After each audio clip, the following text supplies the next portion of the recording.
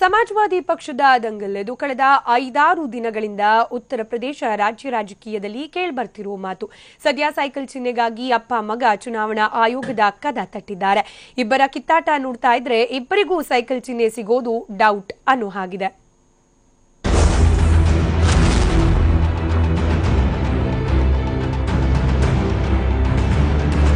ಕಳೆದ 5-6 ದಿನಗಳಿಂದ ಸಮಾಜವಾದಿ ಪಕ್ಷದಲ್ಲಿ ಉಂಟಾಗಿರೋ ಬಿಕ್ಕಟ್ಟು ಹಾದಿರಂಪ ಬೀದಿರಂಪವಾಗಿದೆ.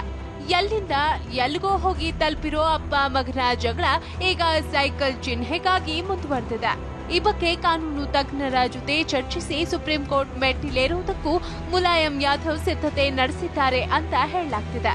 ಮತ್ತೊಂದೆಡೆ ಚುನಾವಣಾ ನಿಯಮಗಳ ಪ್ರಕಾರ ಒಂದೇ ಚಿಹ್ನೆಗೆ 2 ಗುಂಪುಗಳು ಮನವಿ ಮಾಡಿದ್ರೆ ಈ ಬಗ್ಗೆ ತೀರ್ಮಾನ ಕೈಗೊಳ್ಳೋ ಅಧಿಕಾರ ಕೇಂದ್ರ ಚುನಾವಣಾ ಆಯೋಗಕ್ಕಿದೆ.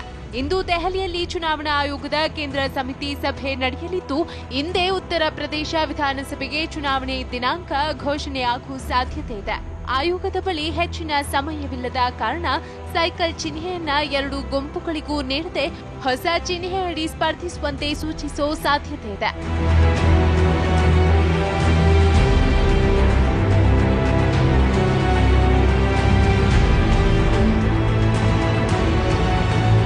ಸದ್ಯ ಪಕ್ಷದಲ್ಲಿ ಇರೋರ್ಯಾರು, ಹೊರಗೆ ಹೋಗಿರೋದ್ಯಾರು ಅನ್ನೋ ಗೊಂದಲಗಳಿವೆ. ಒಂದೆಡೆ ಅಖಿಲೇಶ್ ಯಾದವ್ ಪಕ್ಷದ ರಾಷ್ಟ್ರೀಯ ಅಧ್ಯಕ್ಷ ಅಂತ ಅವರ ಬೆಂಬಲಿಗರು ಹೇಳ್ತಿದ್ದಾರೆ. ಮತ್ತೊಂದೆಡೆ ಮುಲಾಯಂ ಯಾದವ್ ಈಗಲೂ ಪಕ್ಷ ಅನ್ನಂತೆ, ಪಕ್ಷದ ಚಿಹ್ನೆ ನನ್ನ ಗುರುತಿದ್ದಂತೆ ಅಂತಿದ್ದಾರೆ. ಅಲ್ಲದೆ ಪಕ್ಷದ ಚಿಹ್ನೆಯನ್ನ ತಮಗೆ ಕೊಡಬೇಕು ಅಂತ ಕೇಂದ್ರ ಚುನಾವಣಾ ಆಯೋಗಕ್ಕೂ ಪತ್ರ ಬರೆದಿದ್ದಾರೆ.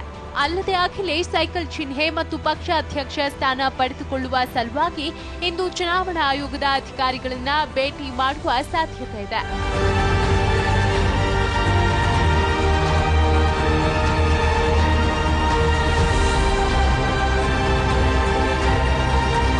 ಒಟ್ಟಾರೆ ಸೈಕಲ್ ಚಿಹ್ನೆ ಮತ್ತು ಪಕ್ಷಾಧ್ಯಕ್ಷನ ಸೀಟಿಗಾಗಿ ಅಪ್ಪ ಮಗನ ನಡುವಿನ ಜಗಳ ತೀವ್ರವಾಗಿದ್ದು, ಇದು ಯಾವ ಹಂತ ತಲುಪುತ್ತೋ ಕಾದು ನೋಡಬೇಕು. ಚಂದ್ರಮೋಹನ್, ಟಿವಿ9 ನವದೆಹಲಿ.